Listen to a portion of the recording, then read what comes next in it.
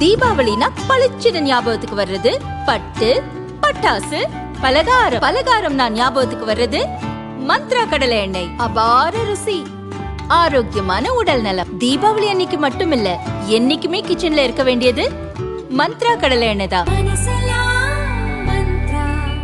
இப்போது புதிய அறிமுகம் அச்சி ஹோட்டல் சாம்பார் 50 கிராம் ரூபாய் 20 மட்டுமே.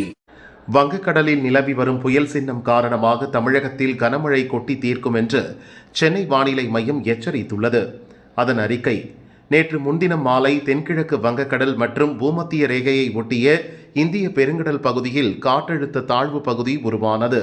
நேற்று அதிகாலையில் ஆழ்ந்த காற்றழுத்த தாழ்வு பகுதியாகவும் இன்று காலையில் காற்றழுத்த தாழ்வு மண்டலமாகவும் அடுத்தடுத்து வலுவடைந்தது.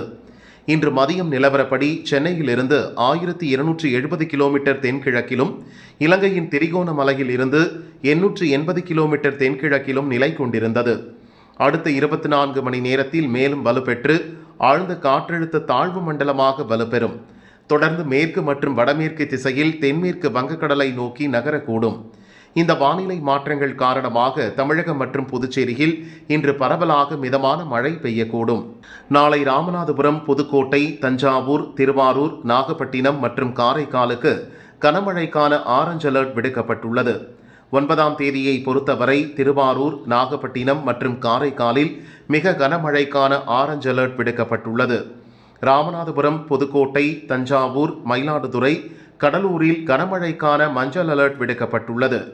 10ஆம் தேதி கடலூர், மயிலாடுதுறை, திருவாரூர், நாகப்பட்டினம், புதுச்சேரி, காரைக்காலில் மிக கனமழைக்கான ஆரஞ்ச் அலர்ட்டும், புதுக்கோட்டை, தஞ்சாவூர், அரியலூர், கள்ளக்குறிச்சி, விழுப்புரம், செங்கல்பட்டு, காஞ்சிபுரம், சென்னையில் கனமழைக்கான மஞ்சள் அலர்ட்டும் விடுக்கப்பட்டுள்ளது.